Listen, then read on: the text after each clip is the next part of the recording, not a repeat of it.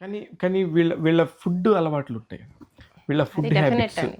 వీళ్ళ ఫుడ్ హ్యాబిట్స్‌ని ఇలానే డైట్ చేయాలనేది మీరేమన్నా చెప్తారా? సెపరేట్ చెప్తామండి. డైట్ సెపరేట్ డైట్ కాదు. బట్ మెయిన్‌గా డెఫినెట్‌గా గ్లూటెన్, ఎందుకంటే వీళ్ళలో ఇమ్యూన్ వీక్‌గా ఉంటుంది కాబట్టి గ్లూటెన్, షుగర్ ఇవి అవాయిడ్ చేయాలి. ఇవి అవాయిడ్ చేయాల్సినవండి మేజర్‌గా.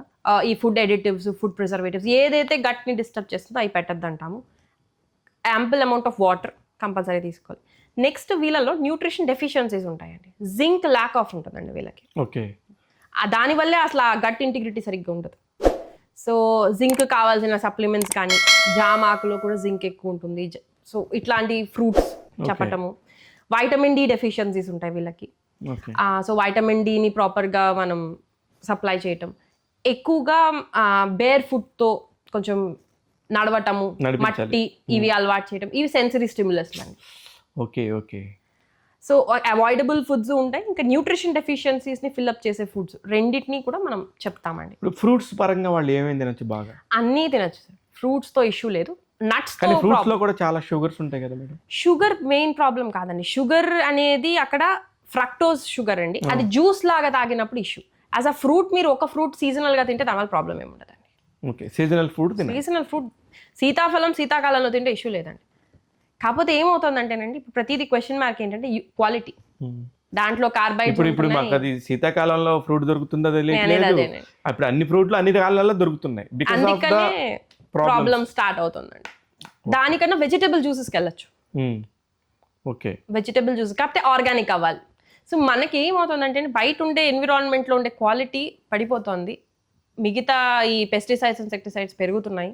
మనం అయితే వాటిని డీటాక్స్ చేసుకునేటట్టు మన బాడీని తయారు చేసుకోవాలి. లేదా మనం తీసుకునే క్వాలిటీ ఫుడ్ని చాలా వెతుక్కుని తీసుకోవాల్సిన కండిషన్లోకి వెళ్ళిపోతున్నాం. ఇంకా ఇదే పెరుగుతుంది. అంటే ఇంక ఇది కంటిన్యూ అవుతుంది. కంటిన్యూ అవుతుంది. మనం దాన్ని ఎదుర్కొనేటట్టు తయారవటమే మన సొల్యూషన్ అండి.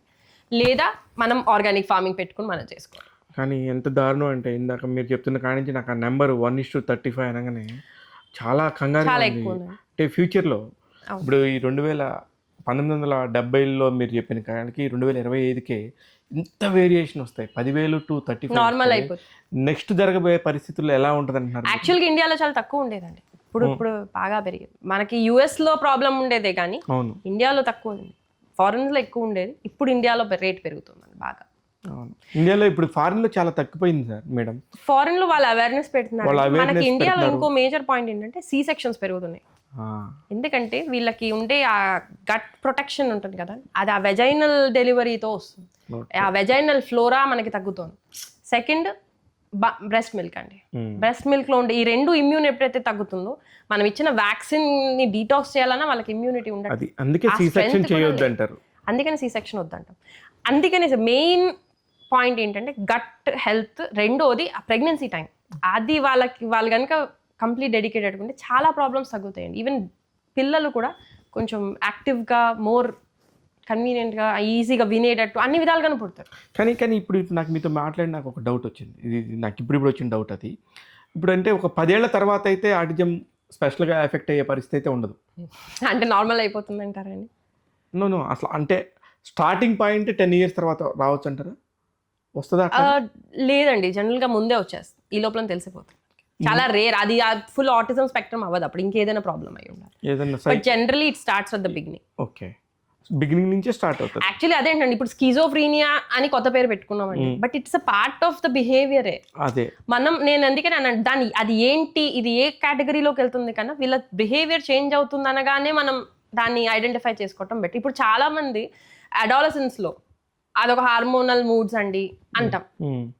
ఎందుకంటే అది మనం లేమా అట్లాగా? మనకు ఆ టైంలో ఫోన్స్ ఉన్నాయా? వాళ్ళకే ఎందుకు వస్తుంది అది? అంటే అది మనం గమనించుకోవాలి కదా మేడం. ఇది పిల్లల్లో ఫోన్లు ఇచ్చి, ట్యాబ్లు ఇచ్చి, టీవీలు ఇచ్చి, యూట్యూబ్లో వాళ్ళు ఇష్టం వచ్చినవి చూడమని చెప్పి చూడటం వల్ల కూడా ఒక 2 ఏళ్ళు అది మరీ ఇప్పుడు ఎలా ఇస్తున్నారంటే చిన్న ఉగ్గుపాలు పట్టే దగ్గర నుంచి కూడా వాళ్ళు తాగటం కోసం, వాళ్ళు తినటం కోసం ఒక పెరుగన్నం తినే చిన్న చంటి పిల్లలకు కూడా టీవీలు, ట్యాబ్లు వాళ్ళకి ఆన్ చేయటం వచ్చు, స్క్రోల్ చేయటం వచ్చు, అన్నీ చేస్తున్నారు. అవునండి. దీనివల్ల కూడా ఆటిజం పెరిగే సమస్య ఉందా? ఒకవేళ ఆటిజం అటాక్ అయ్యే సమస్య ఉందా? ఉంటుంది. ఎందుకంటే మనకి బ్రెయిన్ పేస్ మేకర్స్ అని ఉంటాయి. అందులోంచి ఈ సుపీరియర్ కయాస్మా అనేది ఈ లైట్కి చాలా ఎక్కువగా రెస్పాండ్ అవుతూ ఉంటుంది. ఈ ఎలక్ట్రోమాగ్నెటిక్ రేడియేషన్ అనేది దాన్ని డైరెక్ట్గా ఎఫెక్ట్ చేసి ఈ బ్రెయిన్లో ఇంబ్యాలెన్స్ తీసుకొచ్చే ఛాన్సెస్ ఉన్నాయి, ఫంక్షన్ యొక్క ఇంబ్యాలెన్సెస్. కాబట్టి కంపల్సరీగా ట్రీట్మెంట్లో స్క్రీన్ టైం అనేది నిల్ కానీ తగ్గించమని చెప్తాము. ఎందుకంటే మనం కొంచెం ఫుడ్ బాగా ఫుడ్ తినాలనే మంచి ఉద్దేశంతోనే వాళ్ళకి మనం ఫోన్స్ ఇస్తాం, కానీ ఇది షార్ట్ టర్మ్గా మనకి రిలీఫ్ ఇస్తుంది కానీ లాంగ్ టర్మ్లో చాలా డ్యామేజ్ చేస్తుంది. కాబట్టి డెఫినెట్గా వాళ్ళ స్క్రీన్ టైం తక్కువ ఉండటమే సజెస్టబుల్. తక్కువ ఉండటం కాదు మేడం, అసలు మీరు గట్టిగా చెప్పొచ్చు తల్లిదండ్రులకి. సజెస్టబుల్ అయితే నిల్ అండి. ఎందుకంటే 6 years బిలో పిల్లలకి అసలు ఫోన్స్తో పనే లేదండి. ఫోన్ కానీ ఐప్యాడ్స్తో కానీ పనే లేదు. 10 చదువుకునే టైం నుంచి స్టార్ట్ చేసుకోవచ్చు, కానీ అది కూడా ఫస్ట్ ప్రిఫరెన్స్ బుక్స్కి ఇవ్వండి. 21 years తర్వాత వాళ్ళ ఇష్టం, వాళ్ళు కొనుక్కోవటం కానీ ఏమైనా చేసుకోవటం అనేది నెసెసరీ, లేదా టీవీలో చూపించం. కరెక్ట్.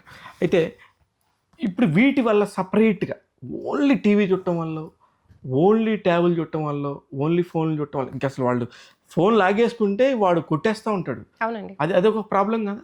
అవునండి, ఎందుకంటే ఇందులో ఇది మళ్ళీ మొత్తం ఒక డిఫరెంట్ స్పెక్ట్రమ్ ఆఫ్ కండిషన్స్ ఏనండి. ఎందుకంటే ఇందులో ఈ లో ఈఎంఎఫ్ అని, ఈఎల్ఎఫ్ అని ఇలాంటి లో ఫ్రీక్వెన్సీస్ అన్నీ వచ్చి మన డిఎన్ఏలో కూడా మ్యూటేషన్స్ తీసుకొస్తున్నాయండి. అది ఇప్పుడు స్టడీలోకి వస్తుందండి. అందుకనే రేడియేషన్, బ్లూ లైట్ వద్దు, ఎందుకంటే దాంట్లో వచ్చే ఆ వేవ్స్ అనేది మనకి ఎఫెక్ట్ చూపిస్తుంది. మనకి లైట్ అనేది ఎప్పుడు ఎఫెక్ట్ చూపిస్తుందండి, అది కూడా డీపర్ లెవెల్లో, మనకి కనిపించే లెవెల్లో కాదు. అందుకనే ఇది ల్యాబ్లో రాదు, కొన్ని ఆ డిఎన్ఏలో మాడిఫై అయ్యాక అది దాని ఎఫెక్ట్ చూపించిన తర్వాత మనకి ల్యాబ్లో వస్తుంది. కానీ దీని కాజ్ ఇది అని మనం ఎందుకు పట్టుకోలేము అంటే మనకి ఇప్పుడు ఉండే టెస్ట్స్కి అది రాదు. కానీ దీని మీద రీసెర్చ్ అనేది బాగా జరుగుతుందండి బికాస్ ఆఫ్ ద రేడియేషన్. దీని మీదే మనకి బ్రెయిన్ ట్యూమర్స్ కానీ, ఈ ఎంఆర్ఐ కానీ ఇవన్నీ ఫంక్షన్ అయ్యేదే ఆ magnetic resonance. So definitely EMF అనేది తక్కువ చేయడం అనేది చాలా నెసెసరీ అండి. దీని మీద సంబంధించిన హెడేక్స్ ఒకటండి నేను ఎక్కువ వినేది. నేను ఒక కేస్ ఆఫ్ ఇన్ఫర్టిలిటీ సాల్వ్ చేశానండి by just reducing cell phone radiation. అది నేను చాలా మందికి చెప్పానండి. అసలు ఎక్స్పెక్ట్ మనం చేసి ఉండము ఏమనంటే ఒక సెల్ రేడియేషన్ అనేది అంత బ్లాక్ చేస్తుందని. 10 years నుంచి ట్రై చేస్తున్నారు. మేము మామూలుగా ట్రీట్మెంట్ ఇస్తూ ఉండిన తర్వాత మాకేంటంటే పల్స్లో టాక్సిన్స్ మాకు ఒక ఐడెంటిఫికేషన్ ఉంటుందండి, వాటి యొక్క ప్యాటర్న్స్ అనేవి. సో మాకు తెలిసిన పరంగా ఆ సెల్ ఛార్జ్లో ఇష్యూ అని తెలిసి వాళ్ళని అడిగామండి, మీరు సెల్ ఫోన్స్ ఎట్లా వాడతారంటే ఆల్మోస్ట్ ఆవిడ హౌస్ వైఫ్ అండి. So she almost 10 hours a day అలా వాడతారండి ఆవిడ. She just goes on browsing అన్నమాట. మీరు అది కంప్లీట్గా 1 hourకి తీసుకొచ్చేసేయమని చెప్పాము. ఒక 3-4 monthsలో we could clear and she was pregnant అండి. సో దట్ ఈస్ నేను చాలా మందికి చెప్పానండి.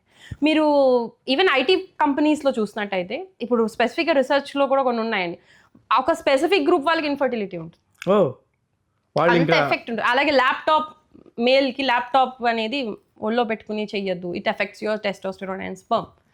ఎందుకంటే అండి ఫైనల్గా సెల్స్ ఆర్ అన్ని ఛార్జెస్, మనం ఇంకా మైన్యూట్గా చూస్తున్నట్లయితే ఆ ఛార్జ్లో చేంజెస్ రావటం, ఇవి వెళ్ళి డిఎన్ఏని ఎఫెక్ట్ చేయటం, వాటి ఎఫెక్ట్స్ కూడా ఉంటుంది. ప్రతి దానికి ఒకటి కనిపెట్టారు అంటే దానికి సంబంధించి ఎన్ని విచ్ఛిన్న కారణాలు ఉంటాయి అన్నీ చెప్తున్నారు. అంటేనండి దేన్ని ఎలా వాడాలో అంతవరకు వాడితే ప్రాబ్లం రాదు సార్. అంతే. టెక్నాలజీని మనం దాంట్లో ఇప్పుడు మనకు ఉండే నాలెడ్జ్ అవైలబిలిటీ పాతకాలంలో లేదు. Correct. Definite it's a positive point, కానీ దాన్ని మనం అలా వరకే వాడాలి. ఆ కంట్రోల్ మన మైండ్కి పెట్టి, అవి కాకుండా మనకి రీల్స్, ఇన్స్టాగ్రామ్ రీల్స్, ఎప్పుడైతే దాన్ని మిస్యూజ్ జరిగిందో అప్పుడే ప్రాబ్లం. ఇప్పుడు పసుపు మంచిది, ఎంత వాడాలో అంతవరకే వాడాలి. నేను రోజు పసుపు 1/2 kg తింటాను అంటే దానివల్ల డిఫెక్ట్ ప్రాబ్లమే వస్తుంది. Same applies for the anything అండి. అలాగే మనం టెక్నాలజీని ఎక్కడ వరకు బ్యాలెన్స్డ్గా వాడగలం అది మన మైండ్ మీద డిపెండ్ అవుతుంది. అందుకని ట్రైనింగ్ ఆఫ్ మైండ్ ఇంపార్టెంట్.